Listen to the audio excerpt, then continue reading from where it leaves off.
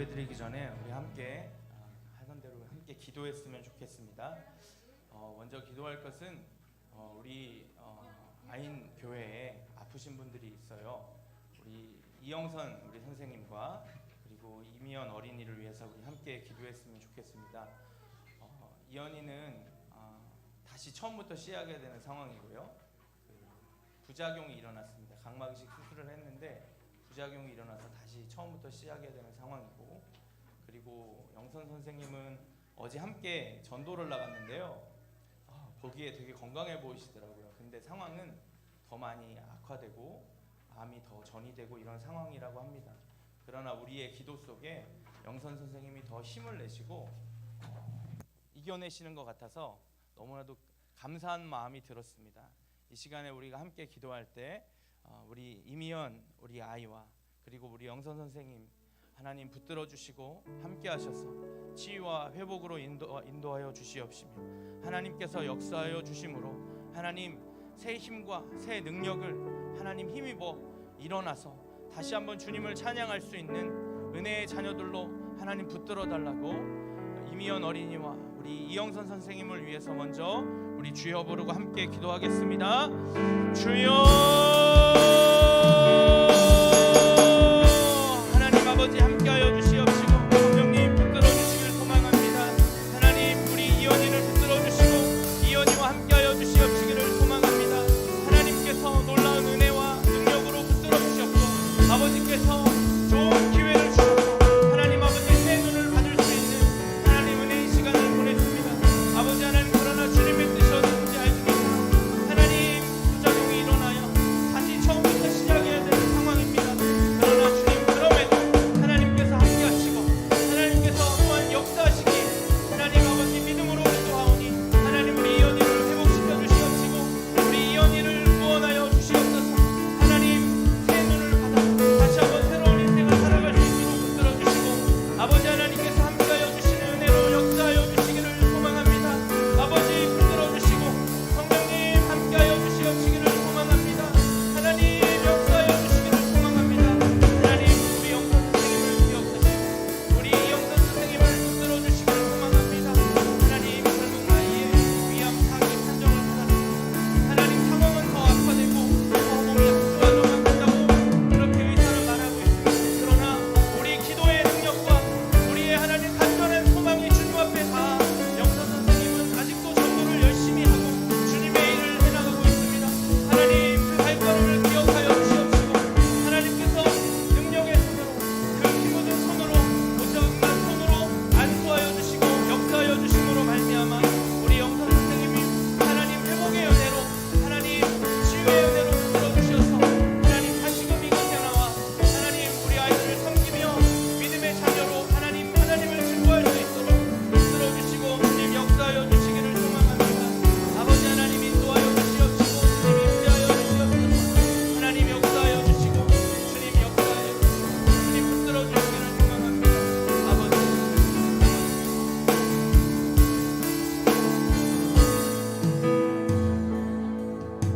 이 시간 우리 함께 예배를 위해서 기도하도록 하겠습니다.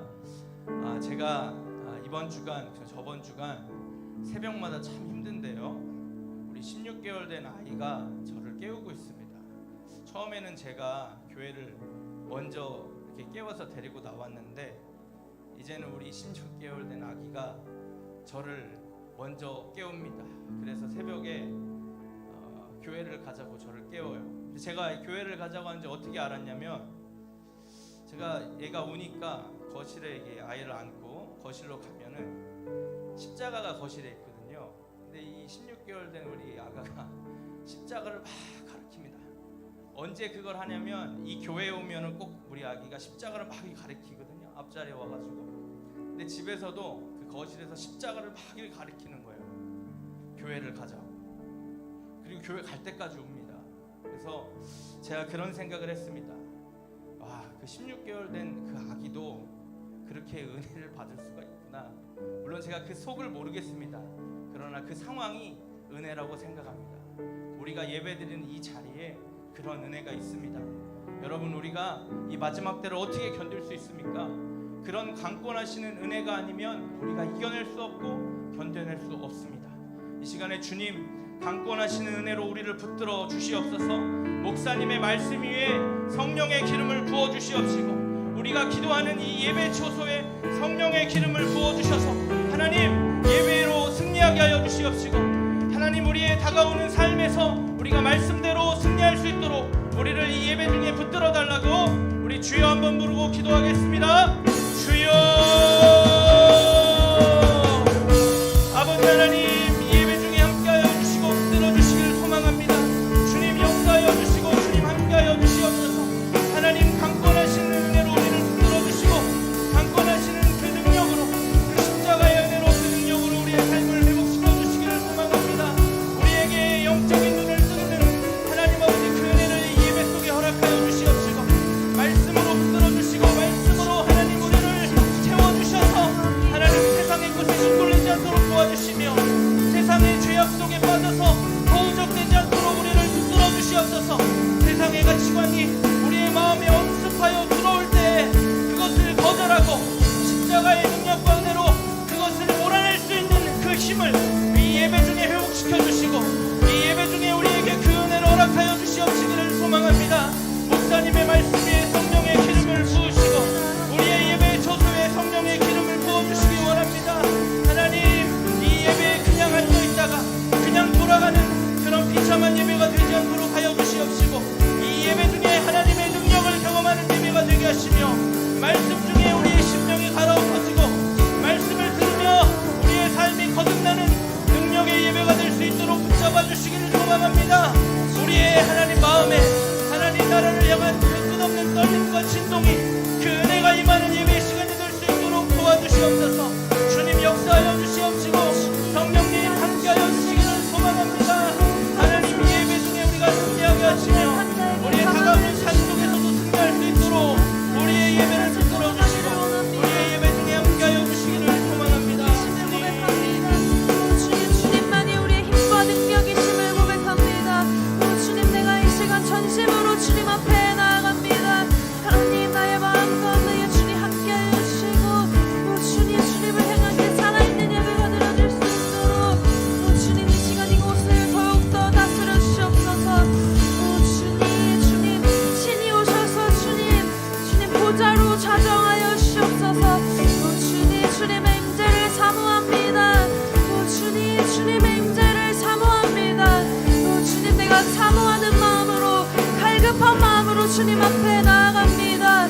주님 나의 약함이 강함되게 하시고 주님 나를 회복시키시는 그 주님의 능력의 그 은혜의 손길을 기대하며 주님 앞에 나아가오니 주님 더욱더 함께하여 주십시오. 예 주님만 높여드립니다.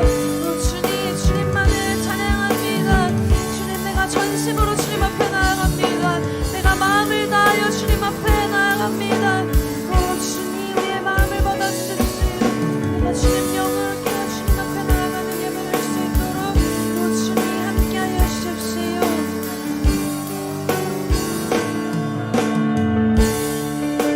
주 오셔서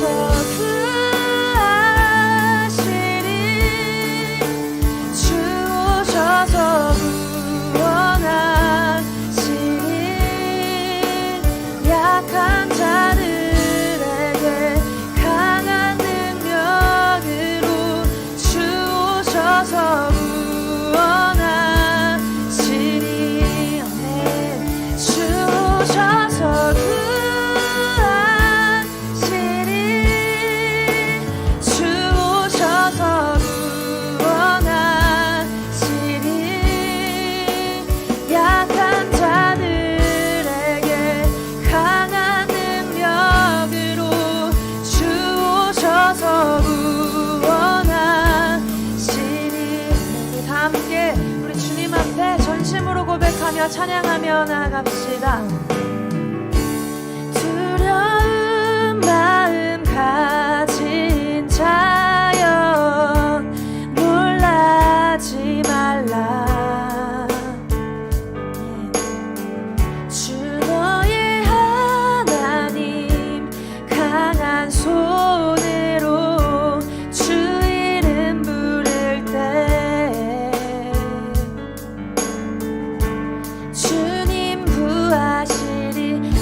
한번 고백합시다. 두려운 마음 가진 자여 놀라지 말라. 주 너의 하나님 강한 손으로 주 이름 부를 때 주님 구하시리. 주님 구하시리. 주 오셔서 구하시리. 주 오셔서 구원하시리. 약한 자들에게 강한 능력으로 주 오셔서 구원하. 아멘. 주 오셔서 구하시리. 주 오셔서 구하시리. 주 오셔서 구원하시리. 약한 자들에게 강한 능력으로 주 오셔서 구원하. 아멘. 우리 다시 한번 선포하며 나아갑시다. 상한 마음 가진 자여, 상한 마음 가진 자, 네, 낭망치 말라. 네. 주 너의 하나님 사랑의 팔로 주 이름 부를 때 주님 구하시리. 내 상한 마음 가진 자여, 상한 마음 가진, 낭망치 말라. 낭망치 말라. 네, 우리 사랑의 팔로 우리를 안으시는 주님께 나아갑시다. 사랑의 팔로 주 이름 부를 때 주님 구하시리. 아멘. 주 오셔서 구하시리. 주 오셔서 구원하시리. 눈을 들어보라. 회복의 능력을 주 오셔서 아멘. 우리 영혼에 담대하게 선포하며 나아갑시다. 주 오셔서 구하시리. 주 오셔서 구원하시리. 눈을 들어보라. 회복의 능력을 주 오셔서 구원하. 네, 우리 마지막으로 선포합시다. 주 오셔서 구하시리. 주 오셔서 구원하시리. 눈을 들어보라. 눈을 들어보라. 네. 눈을 들어보라. 회복에는 아멘. 눈을 들어보라. 눈을 들어보라. 회복의 능력을 주 오셔서 구원하시리. 할렐루야. 오늘도 우리의 믿음의 눈을 들어 우리를 구원하시는 주님을 바라봅니다. 우리 그 주님께 그 영광의 박수 올려드립시다.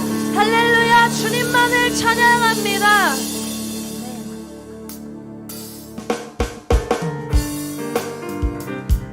우리 이 시간 우리와 영원히 함께 하시는 주님을 기쁨으로 박수치며 찬양하며 나아갑시다.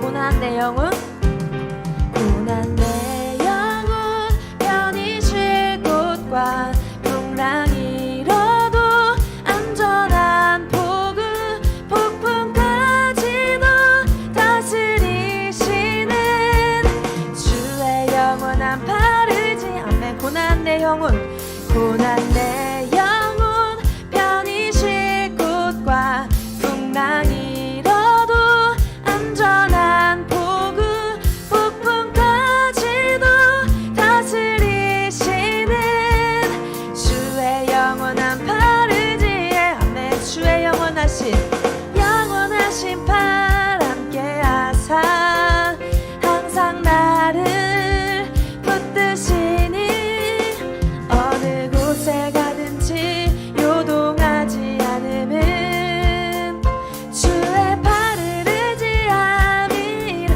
아멘 세상 친구들 나를 버려도 예수는 함께 동행함으로 주의 은혜가 충만하리니 주의 영원한 팔 의지에 아멘 주의 영원하신 팔 함께하사 항상 나를 붙드시니 어느 곳에 가든지 요동하지 않음은 주의 팔을 의지함 나의 믿음이 연약해져도 미리 예비한 힘을 주시며 위태할 때도 안보하시는 주의 영원한 팔 의지에 아멘 주의 영원하신 팔 함께하사 항상 나를 붙드시니 어느 곳에 가든지 요동하지 않음은 주의 팔을 의지한 아멘 능치 못한 것 주께 없으니 나의 일생을 주께 맡기면 나의 모든 짐 대신 지시는 주의 영원한 팔 아멘 주의 영원하신 팔 아멘 함께하사 항상 나를 붙드시니 어느 곳에 가든지 요동하지 않으는 주의 팔을 의지 네, 우리 마지막으로 선포합시다 주의 영원하신 팔 함께하사 항상 나를 붙드시니 어느 곳에 가든지 요동하지 않음은 주의 팔을 의지한 어느 곳에 가든지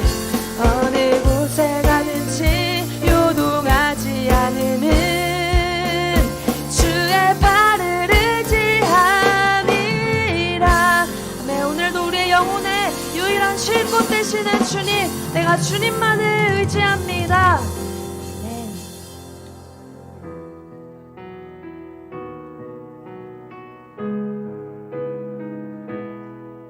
우리 계속해서 우리의 전부 되신 주님을 고백하며 주님 앞에 찬양하며 나아갑시다. 주 없이 살 수 없네 죄인의 구주여 그 귀한 보배 피로 날 구속하소서 구주의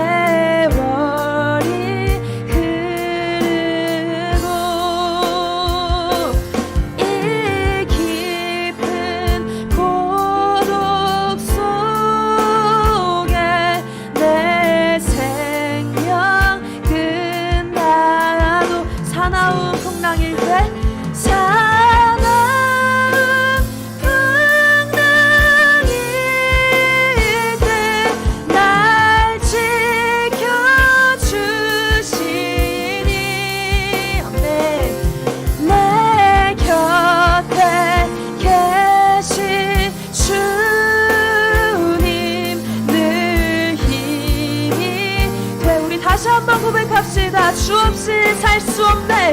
주 없이 살 수 세월이 흐르고 세월이 흐르고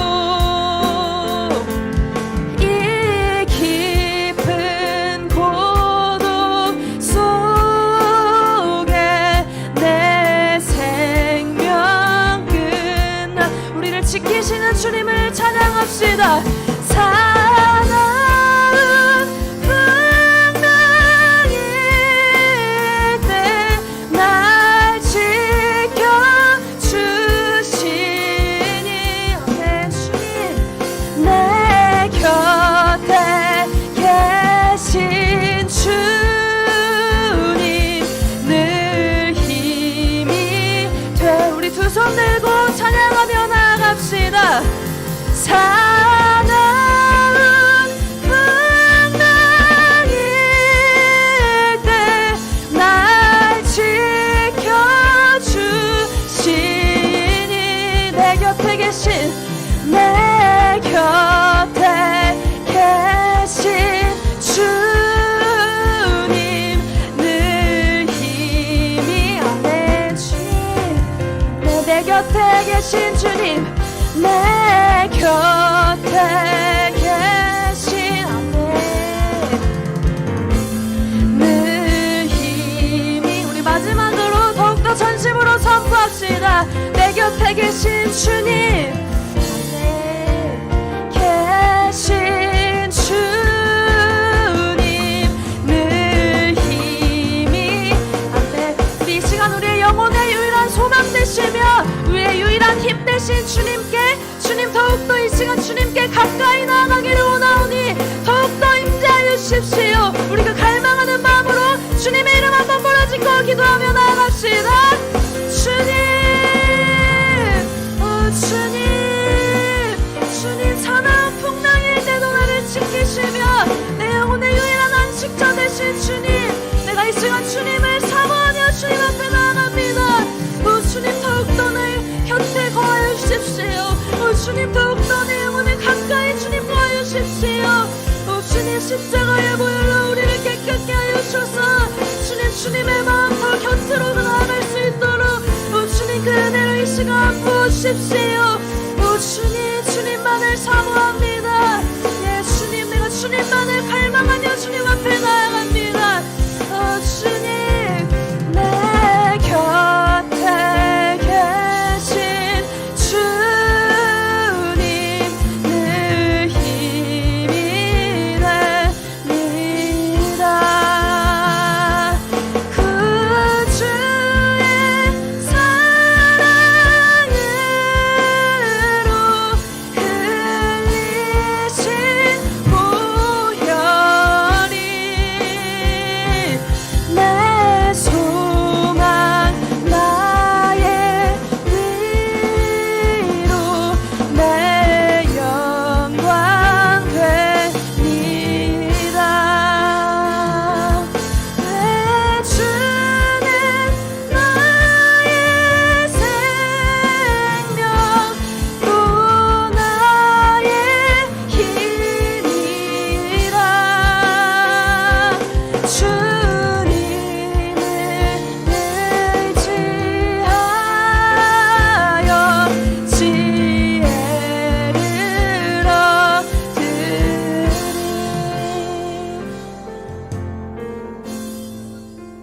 하나님, 나의 하나님, 우리를 긍휼히 여겨주시기를 소망합니다. 하나님, 죄 가운데에 죄를 사랑하며 세상 가운데 살아가는 우리의 본성이 있습니다. 하나님보다 나를 숭배하고 나를 위해 살아가는 우리의 모습이 있습니다. 하나님, 우리의 이런 모든 욕망과 더러운 죄들을 오늘 이 시간 십자가의 보혈로 깨끗게 하여 주옵소서. 하나님의 온전한 자녀로 다시 한번 그 길을 걷는 사람으로 그 은혜를 입은 자로서 살아가는 우리들의 삶과 마음이 되게 하여 주시옵소서. 하나님, 오늘 이 시간 그 강렬한 주님의 은혜의 빛 앞에 서게 하셔서 하나님, 우리 마음에 있는 하나님 모든 잘못되고 비뚤어진 것들을 교정시켜 주시고 바로잡아 주시고 죄악들을 태워주시며 하나님 가장 기뻐하시는 모습으로 순수한 어린아이와 같은 모습으로 은혜를 알아가며 은혜를 하나님 사모하며 살아가는 사람들로 하나님 정말 주님을 위하여 마지막 때를 준비하는 자들로 설 수 있도록 하나님 도와주시옵소서. 오늘도 오늘 그 주님이 부어주시는 은혜의 충만히 젖어들며 하나님 다시 한번 결단하는 변화되는 주님을 영접하는 그 놀라운 시간 되기를 간절히 소망하오며 살아계신 주 예수님의 이름으로 기도합니다. 아멘. 아멘. 주님 가르쳐 주신 기도드립니다. 하늘에 계신 우리 아버지여, 이름이 거룩히 여김을 받으시오며 나라에 임하옵시며 뜻이 하늘에서 이룬 것 같이 땅에서도 이루어지이다. 오늘날 우리에게 일용할 양식을 주옵시고 우리가 우리에게 죄 지은 자를 사하여 준 것 같이 우리의 죄를 사하여 주옵시고 우리를 시험에 들게 하지 마옵시고 다만 악에서 구하옵소서. 대개 나라와 권세와 영광이 아버지께 영원히 있사옵나이다. 아멘.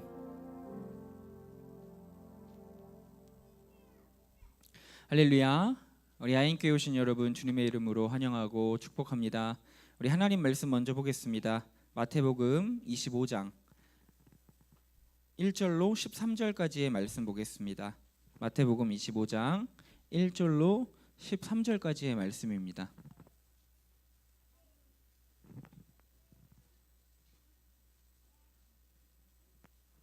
마태복음 25장 1절로 13절까지의 말씀입니다.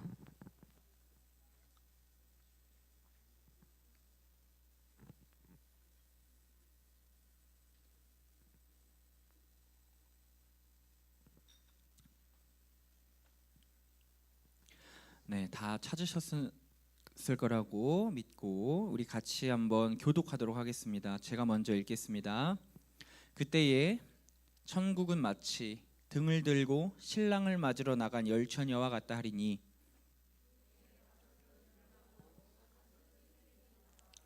미련한 자들은 등을 가지되 기름을 가지지 아니하고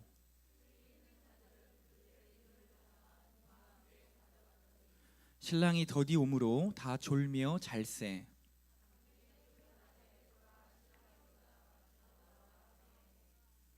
이에 처녀들이 다 일어나 등을 준비할세.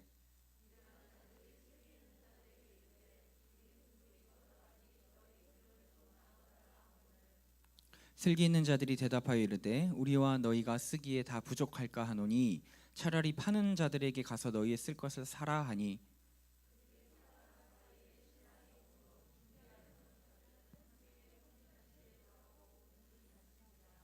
그 후에 남은 처녀들이 와서 이르되 주여 주여 우리에게 열어주소서.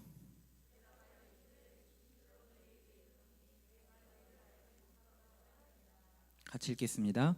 그런즉 깨어있으라 너희는 그날과 그때를 알지 못하느니라. 아멘. 아멘. 제가 올해 2022년이죠. 올해 초 3월에 태어나서 처음으로 부산을 갔습니다. 인천을 벗어나서 살아본 적이 없는 제게 학교도 인천, 교회도 인천, 사역지도 인천, 다 인천에서만 살았어요. 그래서 인천 말고는 잘 모르고요. 대학원 다닐 때 잠깐 서울과 수원에서 왔다 갔다 했을 뿐이었습니다. 그러니까 알지를 못하는 거예요. 그런데 주위에서 다들 이야기를 해주시기를 부산은 너무나 아름다운 곳이고 또한 맛있는 게 너무 많다는 거예요. 그래가지고 제가 부산에 너무 가고 싶었습니다. 그런데 이렇게 보니까 한 번도 부산에 가본 적도 없고 앞으로도 부산에 갈 일이 없을 것 같아서 결심을 하여 그 당시 교회에서 일주일의 휴가를 주셨는데 그때 아내와 저희 아이들과 아이들이 생기고 몇 년 만에 처음으로 가는 가족 여행이었어요. 그래가지고 가족 여행을 가게 되었습니다.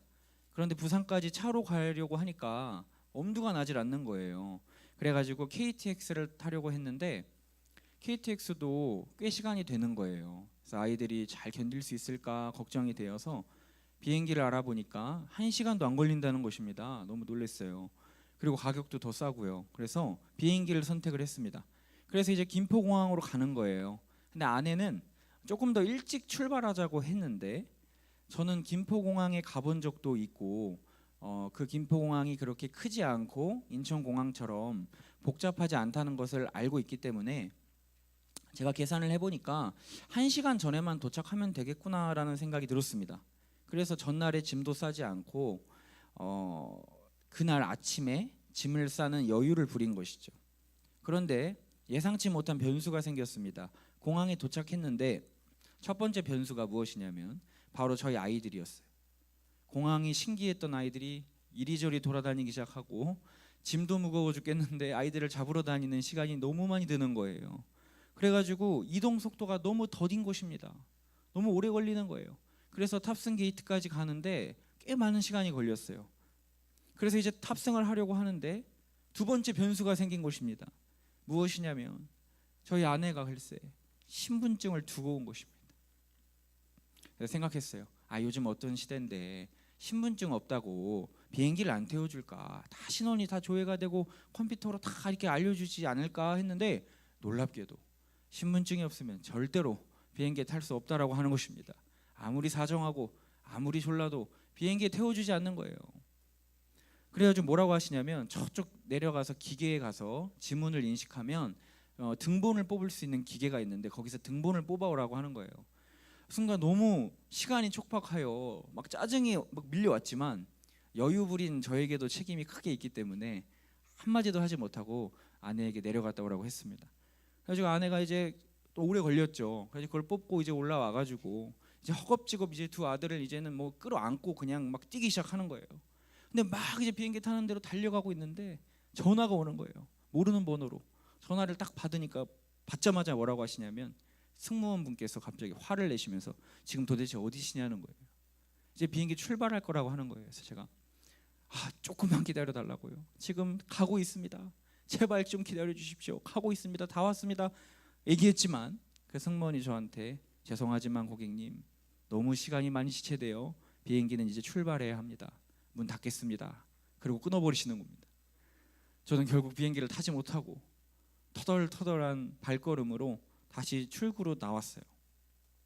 허탈한 마음이 가득하고 너무 허무하고 서울음에 눈물이 날 것 같더라고요. 너무 막 그런 마음에 다시 비행기 취소하고 다음 편 예약하고 모든 수속을 처음부터 다시 밟으며 그렇게 우여곡절 끝에 다음 비행기 몇 시간 뒤에 다음 비행기를 타고 갔던 기억이 납니다.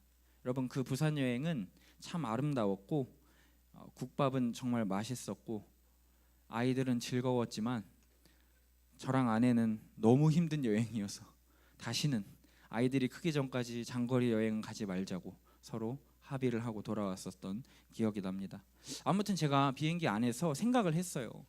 왜 나는 진작 좀 서두르지 않았을까? 왜 나는 좀 미리 이런 상황을 대비하지 못했을까? 반성하게 되더라고요.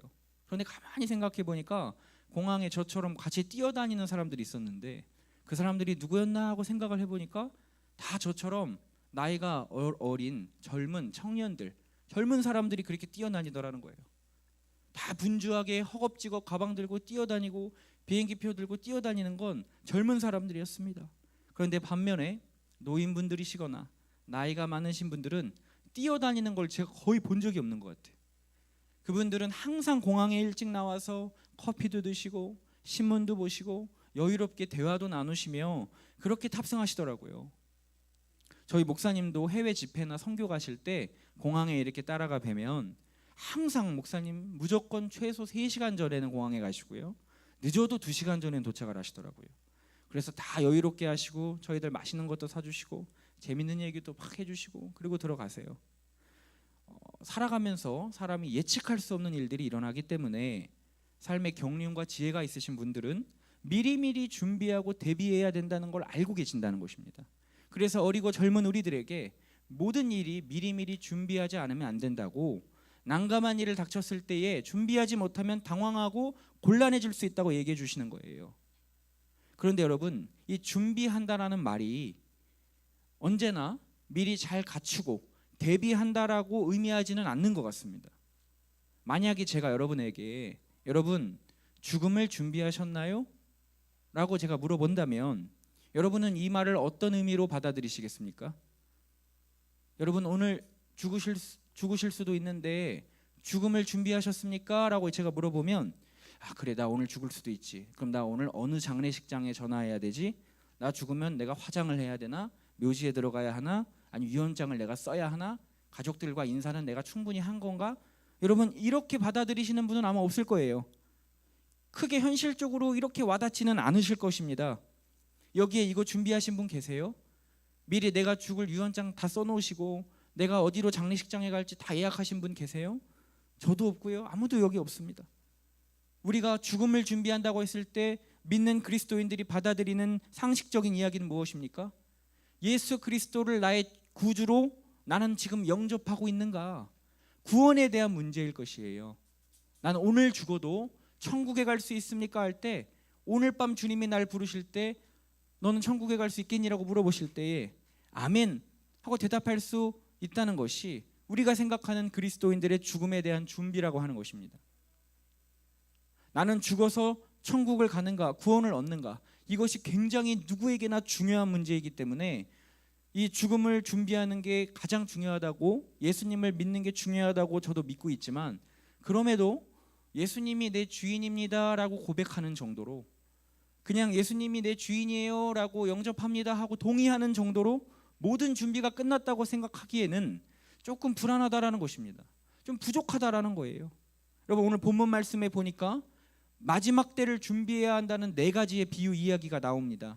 그게 우리의 죽음이든 주님이 다시 오시는 재림이든 그 무엇이든 간에 우리의 삶을 정리하는 그 순간이 올 텐데 그 준비를 잘 하라는 4가지의 이야기가 오늘 마태복음 24장, 25장에 나옵니다. 첫 번째 이야기가 뭐죠? 충성된 청지기 이야기예요.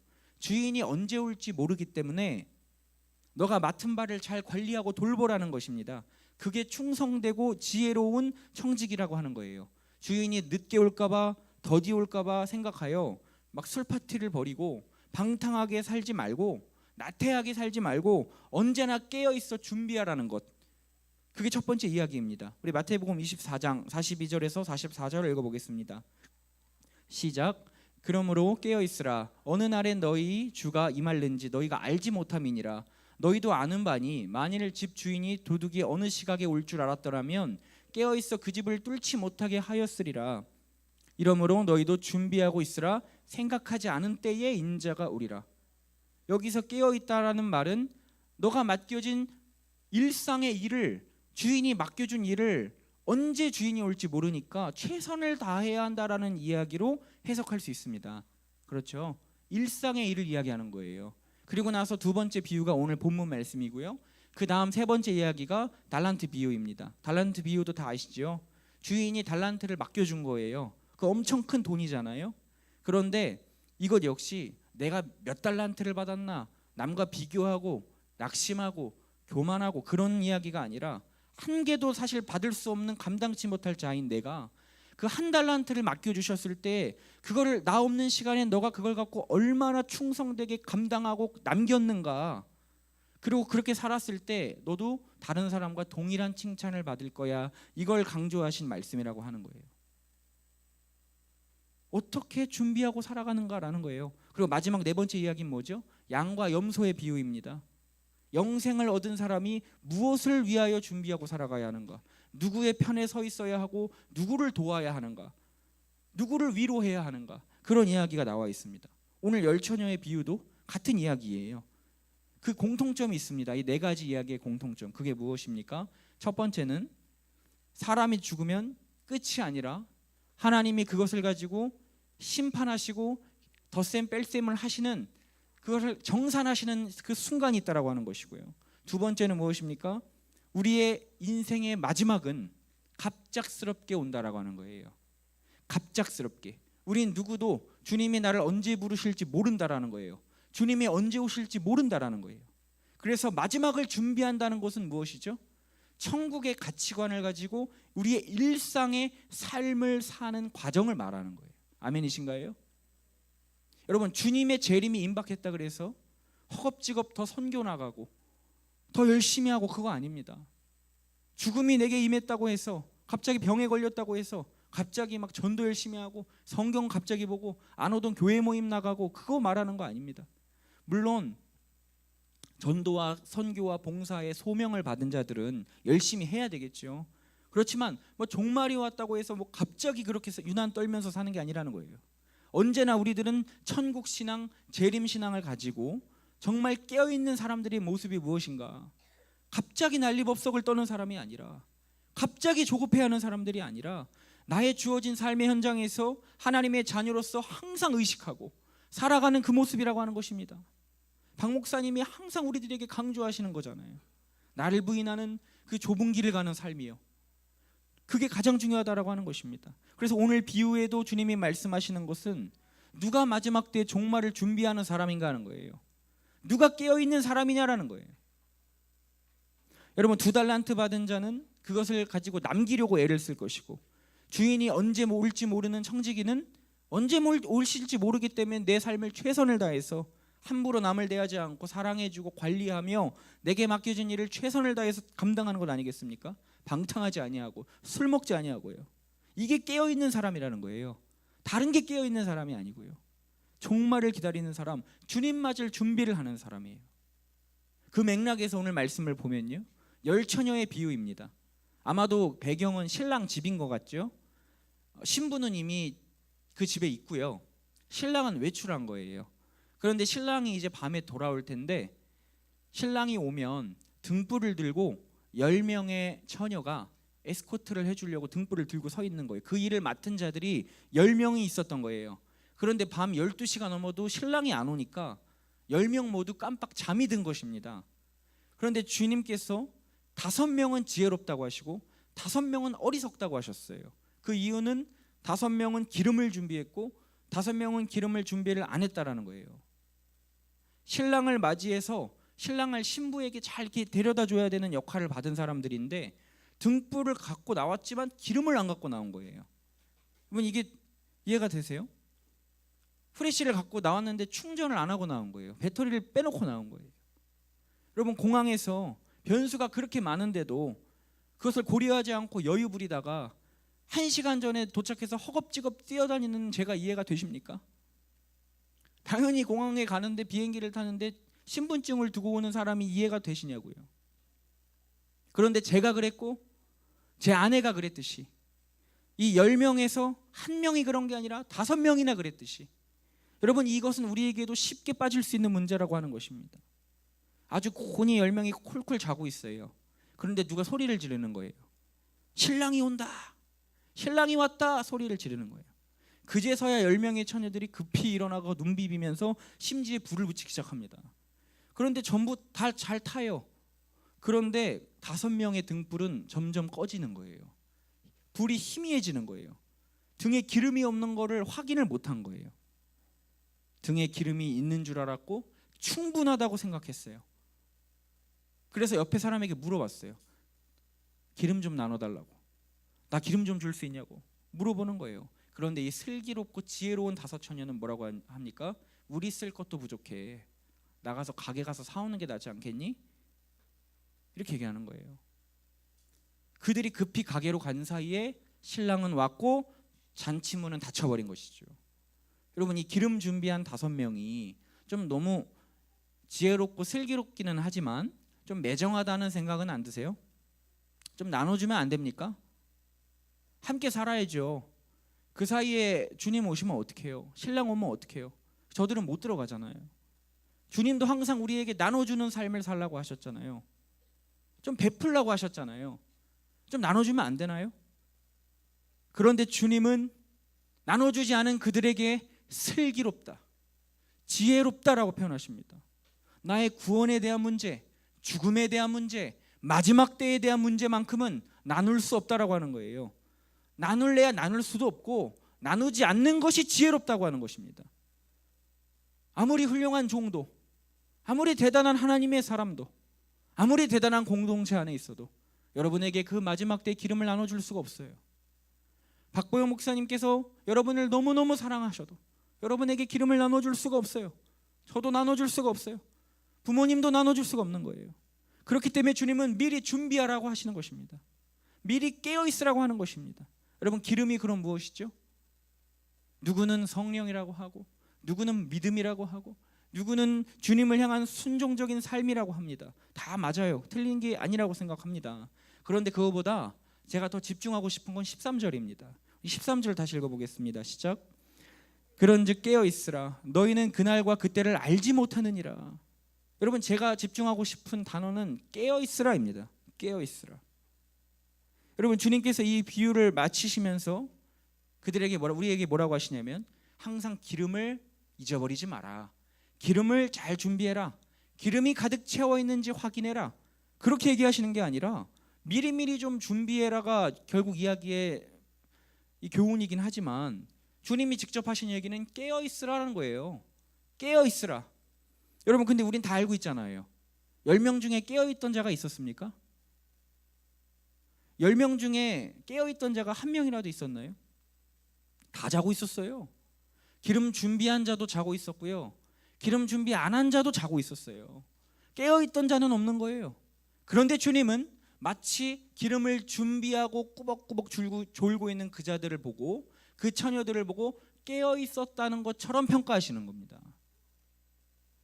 주님은 기름을 준비하여 꾸벅꾸벅 졸고 있는 그 자들을 보고 깨어 있는 사람이라고 하는 거예요. 여러분, 너무 바쁘고 너무 힘들고 너무 삶이 지치고 고돼서 우리도 천국을 잊어버리고 살 때가 왜 없습니까? 삶이 너무 치열하고 고통스럽고 이해할 수 없는 일이 자꾸 터져서 하나님 앞에 기도하기도 힘들고 예배 나오기도 싫고 마음이 불안하고 그럴 때가 왜 없겠습니까? 저도 사역 끝나고 인천에 올라가면 집에 들어가자마자 보게 되는 그 육아의 현실, 다시 월요일부터 복귀해야 되는 나의 삶, 치열한 삶, 우리 모두 같잖아요. 그렇죠? 그런데 그 가운데서도 우리가 시간을 내어 큐티하고 기도하려 하고 예배 잘 드리려 하고 순종하고 살아가는 이유가 무엇입니까?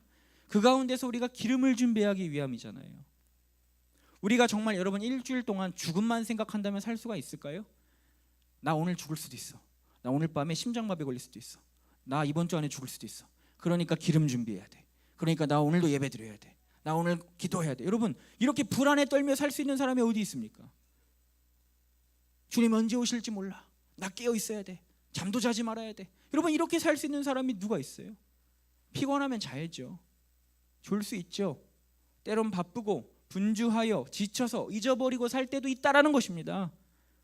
사람이기 때문에. 그렇지만 여러분, 기름을 준비한 것, 한 번 깨어 있는 것이 한 번 준비해 놓고 채워 놓으면 된다, 이렇게 하는 것도 아니라는 거예요. 항상 인식하고 있어야 된다는 걸 주님이 강조하시는 거예요. 졸 수 있어요. 그렇지만 깨어서 확인할 수 있어야 하는 것이죠.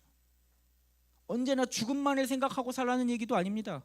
미래에 대한 소망, 계획, 진로 이런 거 다 버리고 넌 어차피 오늘 죽을지도 몰라. 넌 언제 죽을지 모르는 사람이야. 맞죠? 그렇지만 그것 때문에 눈 부릅뜨고 잠도 자지 말고 교회만 들어와서 기도만 하고 살라는 거 아닙니다. 그 반대로 나는 기름 한번 다 채웠으니까 나는 이제 세례받고 교회 안 빠지고 나는 우리 박보영 목사님 공동체 안에 있으니까 나는 예수님을 영접했으니까 난 언제 죽어도 천국 갈 수 있어. 이렇게 아무 의식 없이 살아가는 것도 위험하다라는 것입니다. 결국 깨어있다라는 말은 그 피곤하고 곤고하고 지치고 반복되는 그 힘든 삶 가운데서도 꾸벅꾸벅 때론 졸더라도 번쩍 눈이 뜰 때마다 나 기름 지금 잘 있나? 나 지금 등불 고장난 거 아닌가? 나 지금 신랑 기다리고 있었지? 이거를 계속 인식하고 하나님을 의식하고 하나님을 기억하는 사람들, 그 사람들이 깨어있는 사람 아니겠습니까? 아멘이십니까? 그게 깨어있는 자들이에요. 우리도 마찬가지입니다. 누가 깨어있는 사람인가요? 지치고 피곤하고 힘들고 좌절과 고난 가운데 있어도 누군가 여러분들에게 너 정신 차려야지, 하나님이 여러분들에게 너 정신 차려야지 라고 할 때 번뜩 정신이 들어서 그래, 맞아, 나 신랑 기다리고 있었지? 나 기름 지금 잘 있는 거 아니야? 나 세고 있는 거 아니야?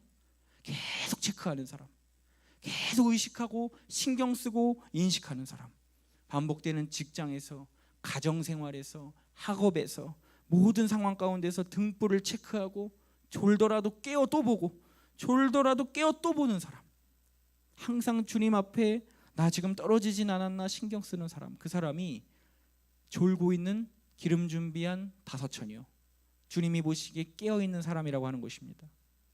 내가 주님의 제자임을 인식하고 내 공로나 내 힘으로 내 능력으로 하는 것이 아니라 오직 하나님의 은혜로 내가 하나님의 사람이 되었음을 기억하며 어떤 고난이 있어도 어떤 형통 속에 있어도 나는 하나님의 사람이야, 이걸 기억하며 주님만을 붙들고 나를 복종시킬 수 있는 사람, 그 사람이 깨어있는 사람이라고 하는 것입니다.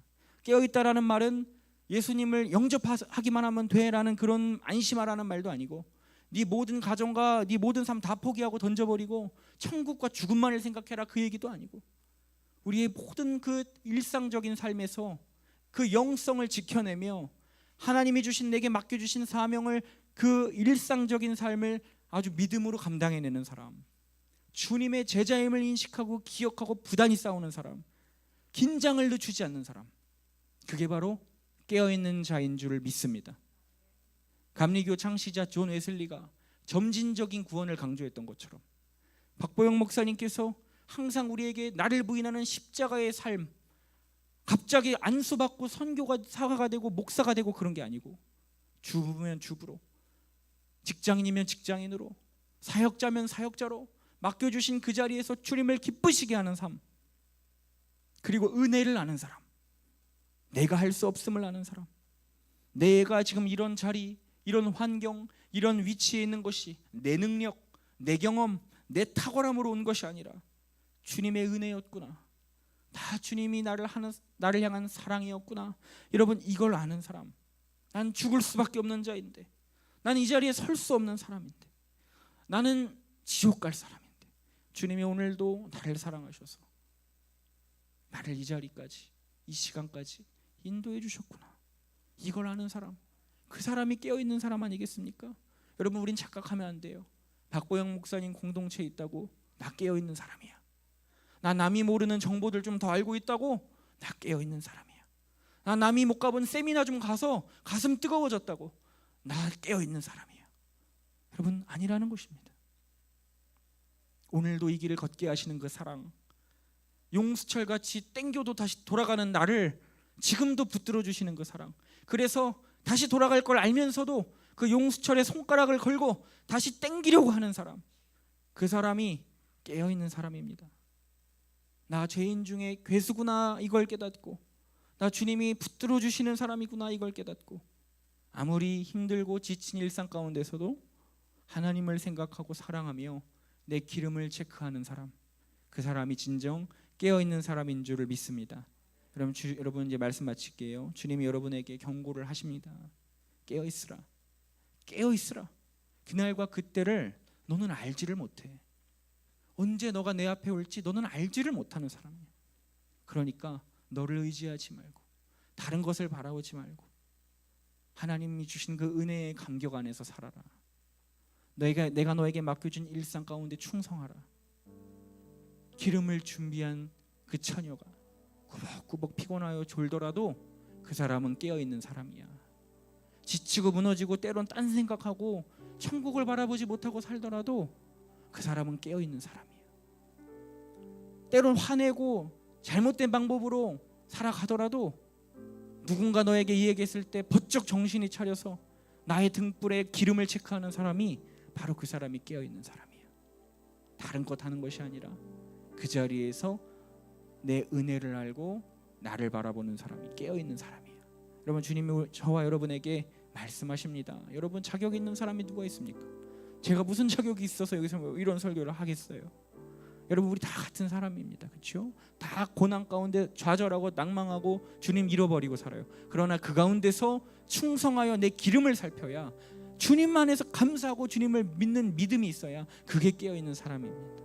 여러분, 우리를 익숙하게 하고 우리를 안정감에 빠지게 했던 잘못된 함정들이 있어요. 여러 가지 소속감이나 나의 존재나 어떤 위치나 여러분 나의 어떤 재산이나 나의 어떤 상황이 결코 우리에게 그 깨어있음을 확인시켜주는 것이 되지 않기를 바랍니다. 우리 이 시간이 찬양하며 하나님, 모든 것이 주님의 은혜였습니다. 하나님, 내가 이렇게 서 있는 것이 다 주님의 은혜이며 내가 내 일상을 이렇게 안위하며 살아가는 것도 주님의 은혜입니다. 하나님, 이 은혜를 잊지 않는 사람, 깨어있는 사람, 준비되어 있는 사람 되게 하여 주시옵소서. 마지막 때를 준비하고 살아가는 우리가 되게 해달라고. 우리 시간 이 찬양하고 우리 기도하겠습니다. 찬양하겠습니다.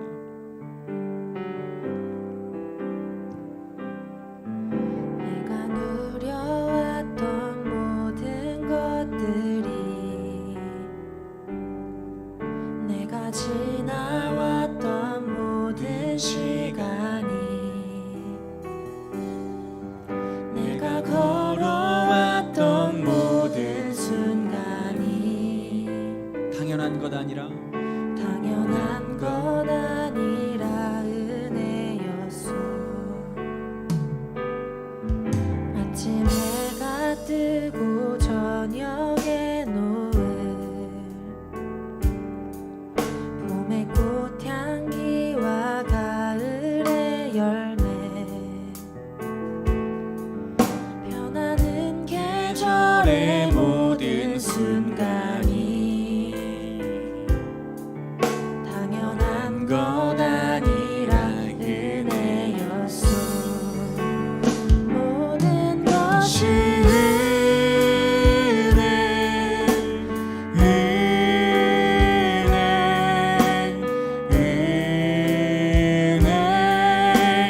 한없는 은혜.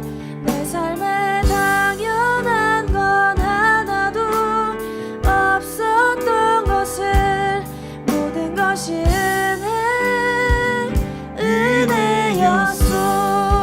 내가 이 땅에 내가 이 땅에 태어나 사는 것, 어린아이 시절과 지금까지 숨을 쉬며 살며 꿈을 꾸는 삶, 당연한 것 아니라 은혜였소. 내가 하나님의 자녀로 살며 오늘 찬양하고 예배하는 삶, 복음을 전할 수 있는 축복이 당연한 것 아니라 당연한 것 아니라 은혜였소. 모든 것이 은혜, 은혜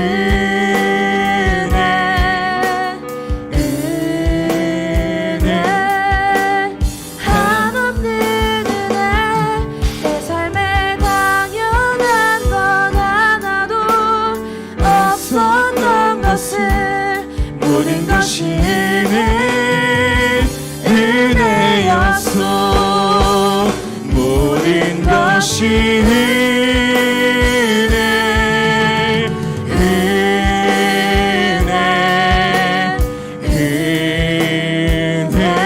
은혜 한없는 은혜. 내 삶에 당연한 것 하나도 없었던 것을, 모든 것이 은혜. 저 손 높이 들고 우리 마지막으로 고백합니다. 모든 것이 은혜입니다. 은혜 한없는 은혜. 내 삶에 당연한 것 하나도 없었던 것을, 모든 것이 은혜였소. 모든 것이 은혜. 모든 것이 은혜, 은혜, 은혜 한없는 은혜. 내 삶에 당연한 것 하나도 없었던 것을, 모든 것이 은혜였소. 우리 시간 기도하며 나아갑니다. 여러분 정말 깨어 있으십니까? 깨어있는 사람이라고 생각하십니까? 여러분, 우리가 깨어있다면 이 은혜를 아는 자가 되어야 합니다. 하나님, 나에게 주신 이 은혜, 당연한 것이 하나도 없었던 은혜, 이 은혜에 감사하며 불평과 불만과 원망을 쏟아내는 것이 아니라 하나님, 나에게 주어진 그 삶을 감사하며 충성되게 살아가는 우리의 삶 되게 하여 주옵소서. 그 삶을 살며 마지막 때를 준비하며 죽음을 준비하며 주님을 기다리는 주님의 기름을 준비한 신부들 되게 하여 주시옵소서. 때론 졸더라도 피곤하여 넘어지더라도 하나님, 주님을 향한 은혜를 가지고 살아가며 끝까지 나를 살피고 점검하는 우리의 삶이 되게 하여 주시옵소서. 우리 시간 주여 한번 부르고 기도하며 나아가겠습니다. 주여,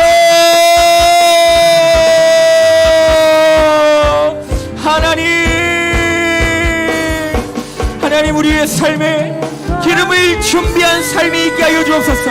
주님, 그 다섯 처녀처럼 슬기롭고 지혜로운 삶을 살게 하여 주시옵소서. 하나님, 나에게 주신 은혜를 하나님 감사히 여기며 하나님, 내가 주님 앞에 언제 갈지 모르는 사람이라는 걸 인식하며 하나님 앞에 늘 충성되게 하루하루를 점검하며 살 수 있는 우리의 삶이 되게 하여 주시옵소서. 모든 것이 은혜,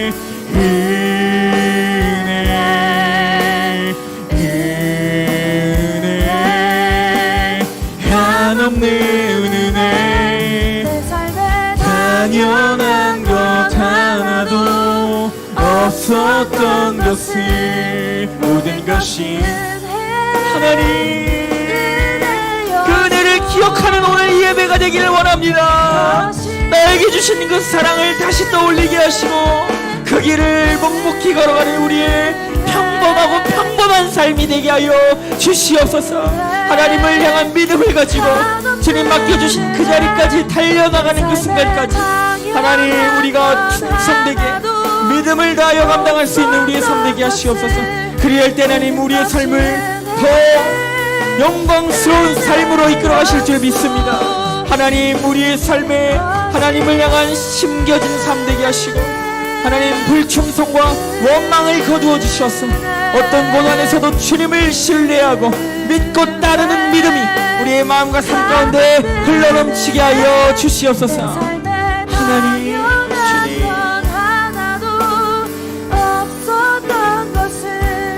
모든 것이 은혜였어.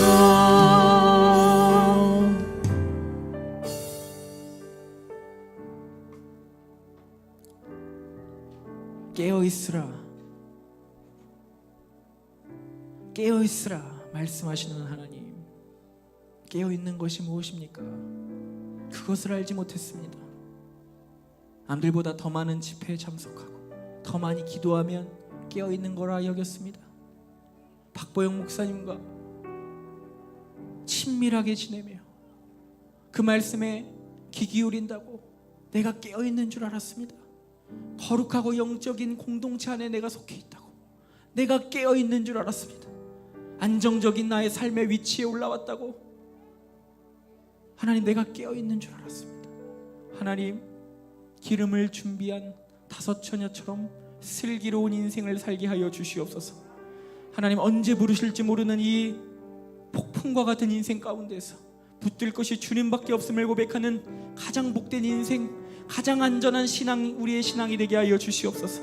항상 졸더라도 깨어 또 보고 확인하며 거친 불도 다시 보자 하는 마음으로 항상 우리의 신앙의 기름을 살펴보는 그 지혜로운 다섯 처녀가 우리의 믿음이 되게 하여 주셔서 주님이 오시는 그날에 그 신랑 되신 우리 예수 그리스도를 기쁘게 맞이하여 환하게 등불을 비춰드리는 우리의 영광스러운 삶이 되게 하여 주시옵소서. 하나님, 오늘 드려진 이 예물도 기억하시고 받아주시고 하나님께서 능력으로 함께 하시어서 60배, 100배, 1000배의 열매가 맺어져 많은 영혼들이 살아나고 거듭나는 곳에 아름답게 심겨질 수 있도록 하나님 도와주시옵소서. 드려지 못한 손길에 더 큰 은혜로 함께 하셔서 누구보다 풍요롭고 많이 나눌 수 있는 풍족한 삶을 허락하여 주시옵소서. 감사드리고 받아주실 것을 믿고 감사드리며 예수님의 이름으로 기도합니다. 아멘. 네, 광고 말씀 드리겠습니다. 아인교회 예배 함께하고 계신 모든 분들 주님의 이름으로 환영하고 축복합니다. 큐티 안내입니다. 지난주 나눠드린 큐티 책을 잘 활용해 주셔서 개인의 삶 속에서 날마다 말씀을 가까이 하시는 성도님들 되시기를 축복합니다. 저번 주에 큐티 책을 수령하지 못한 분이 계시면 오늘 사무실에서 받아가실 수 있습니다. 네, 토요일에 계속해서 여러 모임이 진행되고 있습니다. 사진을 보시면요, 어제도 아이들과 몇몇 성도님이 직접 나가셔서 전도지를 들고 근처 초등학교와 아파트로 나가서 다양한 분들을 만나고 복음을 전하고 있습니다. 이 시간을 기억해 주셔서 가능하시면 직접 동참해 주시고 또한 중보로 함께 해 주시는 모든 성도님들 되시기를 부탁드립니다. 네, 교우 소식입니다. 어제 김종은 유다솜 가정이 등남하였습니다. 김태경 어린이인데요. 많은 성도님들 기도해 주셔서 감사드리고 앞으로도 주님 안에서 아름다운 가정 되도록 계속해서 기도해 주시고 마음 나눠 주시기를 부탁드립니다.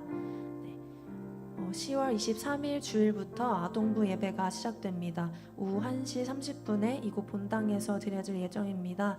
앞으로 세워질 예배를 위해 함께 준비하는 마음으로 기도해 주시기를 부탁드립니다. 네, 유튜브 채널이 계속 운영 중에 있습니다. 매주 주일 예배 실황을 확인하실 수 있으니 계속 관심 가져주시고 개인의 삶에서 다양한 방법으로 활용해 주시기를 부탁드립니다. 마지막으로 중보기도 제목입니다.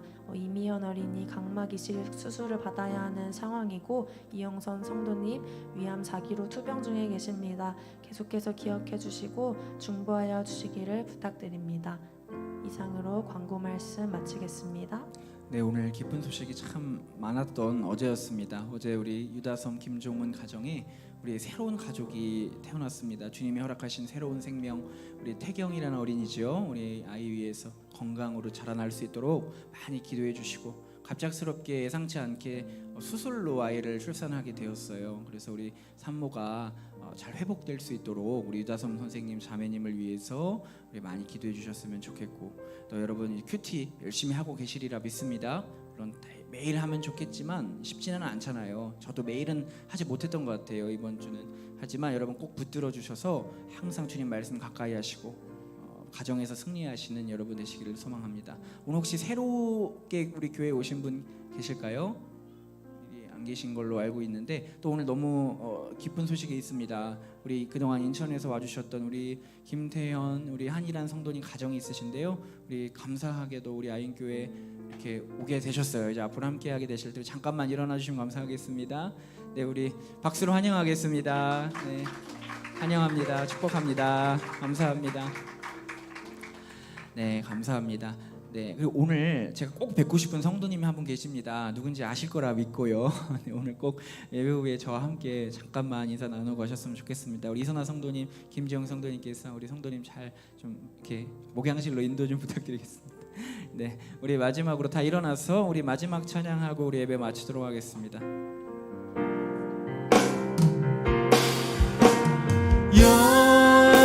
영광 영광 죽임 당하신 하나님 어린 양께 영광 영광 그 아들 주신 하나님께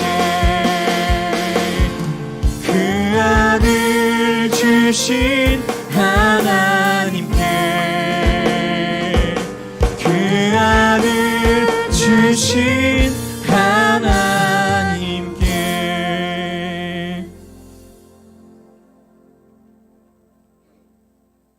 이제는 독생자 아들을 아낌없이 내어주신 우리 하나님 아버지의 위대하신 사랑과 그 십자가의 고통을 모두 견디시며 지금 이 순간에도 날 위해 중보하시는 우리 예수 그리스도의 은혜와 내 마음에 항상 거하시고 나의 스승 되시고 연인 되시고 친구 되시며 나를 인도하시는 성령님의 교통하심이 이제는 마지막 때를 준비하며 마지막 순간을 준비하며 살아가겠노라 결단하는 기름을 확인하는 우리 아인교회 모든 성도님들 위해 우리 아이들 머리 위에 이제로부터 영원히 함께 하시기를 간절히 축원하옵나이다.